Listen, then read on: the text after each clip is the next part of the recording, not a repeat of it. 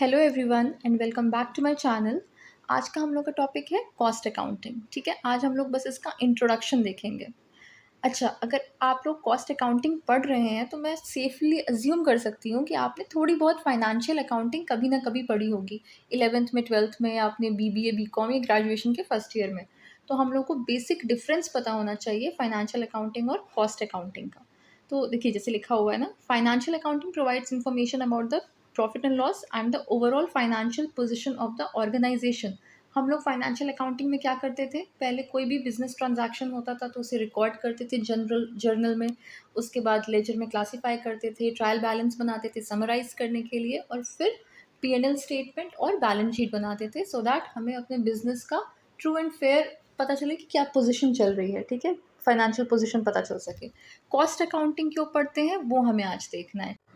अच्छा, तो हमें कॉस्ट अकाउंटिंग में 4 टर्म्स देखने हैं। पहला टर्म है हमारा कॉस्ट। कॉस्ट क्या होती है, किसी भी प्रोडक्ट की या किसी सर्विस की, किसी एक्टिविटी की प्राइस, कितना अमाउंट लग रहा है उसको टोटल बनाने में। ठीक है, जब the amount of expenditure incurred on a product और एन एक्टिविटी, किसी भी प्रोडक्ट किसी सर्विस को बनाने में जितना भी एक्सपेंडिचर इनकर हो रहा है उसे कॉस्ट कहते हैं। सिंपल सी बात है। कॉस्टिंग क्या होती है, जिस प्रोसेस या जिस टेक्निक से हम उस कॉस्ट को कैलकुलेट करते हैं, बस उस प्रोसेस को या उस टेक्निक को हम कॉस्टिंग बोलते हैं। नेक्स्ट हमारा टर्म है cost accounting. The process of accounting for cost which involves recording of income and expenditure and the preparation of periodical statements and reports for ascertainment and controlling of cost. मतलब जो पूरा process होता है ना cost accounting का, मतलब cost calculate करने का, सारे इनकम और एक्सपेंडिचर रिकॉर्ड करने का। और सिर्फ रिकॉर्ड करने से तो कुछ नहीं होगा, उसके बाद हम प्रॉपर स्टेटमेंट्स बनाएंगे, रिपोर्ट्स बनाएंगे, जिससे कि हम कॉस्ट कैलकुलेट कर सकें और कॉस्ट फर्दर कंट्रोल कर सकें और रिड्यूस कर सकें। तो इस पूरे प्रोसेस को क्या बोलते हैं, कॉस्ट अकाउंटिंग। ठीक है, नेक्स्ट टर्म है मेरा कॉस्ट अकाउंटेंसी। कॉस्ट अकाउंटिंग की जो एज अ होल ब्रांच होती है ना पूरी, उसी को कॉस्ट अकाउंटेंसी बोलते हैं। जो एप्लीकेशन फॉर्म आता है इसमें कि आप कॉस्ट अकाउंटिंग के क्या प्रिंसिपल्स, मेथड्स, टेक्निक्स लगा रहे हैं, उसी की एप्लीकेशन को कॉस्ट अकाउंटेंसी बोलते हैं। और इसके सेकेंड पार्ट में क्या लिखा हुआ है, it also includes the presentation of information derived for the purpose of managerial decision making. अच्छा, कॉस्ट अकाउंटिंग में हम क्या करते हैं कि हम कॉस्ट एसरटेन करते हैं सबसे पहले। अभी हम ऑब्जेक्टिव्स देखेंगे आगे। तो सिर्फ कॉस्ट एसरटेन कर लेने से या उसको रिकॉर्ड कर लेने से तो हमारा कोई पर्पस सॉल्व नहीं हो रहा है। हमारा इवेंचुअली क्या पर्पस है कि हम उसकी रिपोर्ट्स बना के मैनेजमेंट को फॉरवर्ड कर सकें और मैनेजमेंट हमारे कॉस्ट अकाउंटिंग के बेसिस पे फर्दर डिसीजन मेकिंग कर सके कि अच्छा हमें कितना प्रोडक्शन करना है, हमें कॉस्ट कटिंग करनी है, या फिर कॉस्ट कंट्रोल करने के लिए कुछ मेजर्स लेने हैं या नहीं। ठीक है, तो ये पूरा प्रेजेंटेशन ऑफ इंफॉर्मेशन जो हम करते हैं उसको भी कॉस्ट अकाउंटेंसी का ही नाम देते हैं।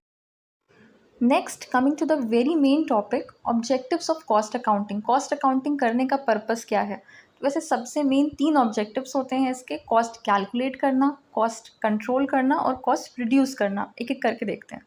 पहला ऑब्जेक्टिव क्या लिखा हुआ है, ascertainment of cost. Cost accounting as the name indicates, इसका सबसे मेन पर्पस होता है कॉस्ट कैलकुलेशन करना। हमारा जो भी बिजनेस है ना, हम पहले खुद को एक बिजनेसमैन अज्यूम करेंगे। ठीक है, अब हमारा जो भी बिजनेस है, या तो हम कोई प्रोडक्ट बनाते होंगे, मैन्युफैक्चर करते होंगे, सेल करते होंगे, या तो हम कोई सर्विसेज रेंडर कर रहे हैं। ठीक है, दोनों में ही हमारी कुछ ना कुछ तो कॉस्ट आ रही है। तो पहला पर्पस क्या होता है कॉस्ट अकाउंटिंग का, कि हमारी जो भी कॉस्ट आ रही है ना, सपोज अगर मैं पेन प्रोड्यूस कर रही हूँ, मैं पेन मैन्युफैक्चर करती हूँ, तो मेरी एक पेन की कितनी कॉस्ट पड़ती है, ये कैलकुलेट करना मेरा पहला ऑब्जेक्टिव है कॉस्ट अकाउंटिंग का। ठीक है, देखिए हम जब फाइनेंशियल अकाउंटिंग पढ़ते थे ना, तो उसमें हम बस एंड में मेरा प्रॉफिट कितना आ रहा है, एसेट्स कितने हैं, लाइबिलिटीज़ कितनी है, मेरी फाइनेंशियल पोजीशन क्या है, ये देखते थे। कॉस्ट अकाउंटिंग करने का मेन पर्पस क्या होता है कि मेरे प्रोडक्ट की या मेरी सर्विस की कितनी कॉस्ट आई है उसको कैलकुलेट करना। ठीक है, सेकंड पॉइंट क्या है, एस्टिमेशन ऑफ कॉस्ट। अच्छा, एसरटेनमेंट और एस्टिमेशन में देयर इज अ डिफरेंस। एसरटेनमेंट का मतलब कॉस्ट कैलकुलेट करना। ठीक है, कि मेरी पेन, एक पेन अगर 5 रुपये की बन रही है तो मैंने वो अपना कैलकुलेट कर लिया कि मुझे एक पेन बनाने में 5 रुपये लग रहे हैं। ठीक है, बट एस्टिमेशन ऑफ कॉस्ट का मतलब क्या होता है कि मैं एस्टिमेट कर सकूं कि मुझे एक पेन बनाने में कितने रुपए लगने चाहिए, नॉट कि मुझे बनाने में कितने रुपए लग रहे हैं। ठीक है, मैंने क्या बताया, एग्जाम्पल लिया है हमने कि मुझे एक पेन बनाने में 5 रुपए लग रहे हैं। अब सपोज मेरे सारे कॉम्पिटिटर्स सेम स्पेसिफिकेशन की पेन अगर बना रहे हैं और सब 3 रुपए में बना रहे हैं, तो मुझे एस्टिमेशन होना चाहिए ना कि अच्छा ऐसी पेन तो 3 रुपए में बन जाती है, तो मेरी 5 रुपए में क्यों बन रही है। ठीक है। तो पहला पॉइंट था एसरटेनमेंट ऑफ कॉस्ट, कि हम हमारे जो प्रोडक्ट बन रहा है उसकी कॉस्ट क्या आ रही है। सेकंड क्या है, एस्टिमेशन ऑफ कॉस्ट, कि क्या कॉस्ट आनी चाहिए। थर्ड पॉइंट है मेरा कॉस्ट कंट्रोल। अच्छा, अब मैंने कॉस्ट कैलकुलेट कर ली है कि मेरी पेन की कॉस्ट बन रही है कितनी, 5 रुपीज़। नेक्स्ट है मेरा कॉस्ट कंट्रोल, कि मैं अब अपनी कॉस्ट 5 रुपीज़ पे ही स्टेबल रखूँ। ऐसा ना हो कि मेरी पेन अगली बार बने तो 6 रुपये की बने, 5.5 रुपीज़ की बने, ठीक है। तो कॉस्ट कंट्रोल का मतलब कि अब मुझे कॉस्ट कंट्रोल करने पे ध्यान देना है। और नेक्स्ट पॉइंट साथ में लेके पढ़ते हैं, क्योंकि कई बार इसमें कन्फ्यूजन होती है कॉस्ट कंट्रोल और कॉस्ट रिडक्शन में। कॉस्ट रिडक्शन का मतलब क्या होता है कि अब अगर मेरी कॉस्ट कैलकुलेट हो गई है, मैं कंट्रोल भी कर ले रही हूँ, तो नेक्स्ट स्टेप शुड बी कि मुझे चाहिए, अब मैं ट्राई करूँ कि शायद 4.75 रुपीज़ में ये मेरी पेन बन जाए। बट इससे मेरी प्रोडक्ट की क्वालिटी में कोई इफ़ेक्ट नहीं आना चाहिए कि मैंने बेकार मटेरियल यूज़ करना स्टार्ट कर दिया और उसके बाद मेरी प्रोडक्ट की कॉस्ट कम हो गई, तो इसको कॉस्ट रिडक्शन नहीं बोलेंगे, ठीक है। कॉस्ट रिडक्शन कैसे हो सकता है, अगर हम अपने एबनॉर्मल वेस्टेजेस को कम कर सकें, जो हमारा इनएफिशिएंट लेबर है उसको कंट्रोल कर सकें, और इसके बाद हम अपनी कॉस्ट रिड्यूस करें बट अपने प्रोडक्ट की क्वालिटी ना कम होने दें, ठीक है। तो उसको बोलते हैं कॉस्ट रिडक्शन। नेक्स्ट पॉइंट है मेरा डिटर्मिनेशन ऑफ सेलिंग प्राइस। अब मुझे अपना प्रोडक्ट सेल कितने पैसे में करना है, कितने रुपए में सेल करना है, ये भी तो इसी पे डिपेंड करता है ना कि मैंने उसको प्रोड्यूस कितने में किया है।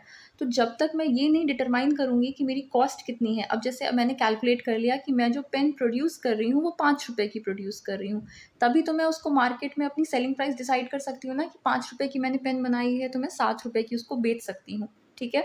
अगर मेरी कॉस्ट ही नहीं एज सर्टेन हो पाती तो मैं अपनी सेलिंग प्राइस भी नहीं डिटरमाइन कर पाती, ठीक है।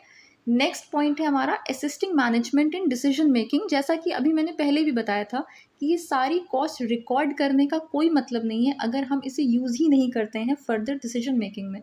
तो इस कॉस्ट को हम क्या करते हैं, फर्दर मैनेजमेंट को फॉरवर्ड करते हैं, जितनी भी कॉस्ट रिकॉर्ड करते हैं, ताकि मैनेजमेंट फर्दर डिसीजन ले सके कि हमें प्रोडक्शन कितना करना है, कहाँ पे रोक देना है, हमारा बीईपी पॉइंट क्या है, हमारे मार्जिन ऑफ सेफ्टी क्या है, ये सब हम आगे पढ़ेंगे।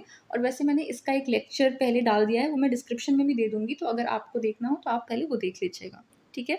Now coming to the limitations of cost accounting. पहला पॉइंट है हमारा कि कॉस्ट अकाउंटिंग थोड़ी सी एक्सपेंसिव होती है। क्यों? क्योंकि हमें इसके लिए एक अलग से कॉस्ट अकाउंटेंट हायर करना पड़ता है, जो कि एटलीस्ट स्मॉल और मीडियम लेवल की फर्म्स ऑर्गेनाइजेशंस प्रेफर नहीं करती हैं। फाइनेंशियल अकाउंटिंग तो हम मैंडेटरी मानते हैं कि हमें अपने प्रॉफिट लॉस बिजनेस की फाइनेंशियल पोजीशन पता ही होनी चाहिए, तो वो तो हम करते ही हैं। बट कॉस्ट अकाउंटिंग हम अभी उतना मैंडेटरी नहीं कंसिडर करते हैं, तो सारी छोटी फर्म्स एटलीस्ट इसको कंसिडर ही नहीं करती, क्योंकि एक्सपेंसिव हो जाता है थोड़ा। नेक्स्ट पॉइंट है हमारा रिक्वायरमेंट ऑफ रिकन्सिलेशन। अच्छा, होता क्या है ना, फाइनेंशियल अकाउंटिंग में हम कई चीज़ें ऐसी हैं जो रिकॉर्ड करते हैं जो कॉस्ट अकाउंटिंग में नहीं करते हैं। बहुत सारी चीज़ें होती हैं जो हम कॉस्ट अकाउंटिंग में रिकॉर्ड करते हैं और फाइनेंशियल अकाउंटिंग में नहीं करते हैं। तो इन दोनों को रिकंसाइल करने के लिए एक रिकन्सिलेशन स्टेटमेंट बनाना पड़ता है, ठीक है। और इसी से रिलेटेड थर्ड पॉइंट लिखा हुआ है डुप्लीकेशन ऑफ वर्क। इसी की वजह से हमें 2 बार सेम रिकॉर्ड्स बनाने पड़ते हैं, फाइनेंशियल अकाउंटिंग में भी लिख रहे हैं, कॉस्ट अकाउंटिंग में भी लिख रहे हैं, और उसके लिए एक रिकन्सिलेशन स्टेटमेंट भी बनाना पड़ रहा है, तो वो थोड़ा कम्बरसम हो सकता है, ठीक है। तो ये थी लिमिटेशंस। अगर आपको इस पूरे टॉपिक में कोई डाउट हो तो प्लीज़ मुझे कमेंट करके बताइएगा, और लेक्चर पसंद आया हो तो प्लीज़ इसे लाइक करिए और मेरे चैनल को सब्सक्राइब करिए। Thank you.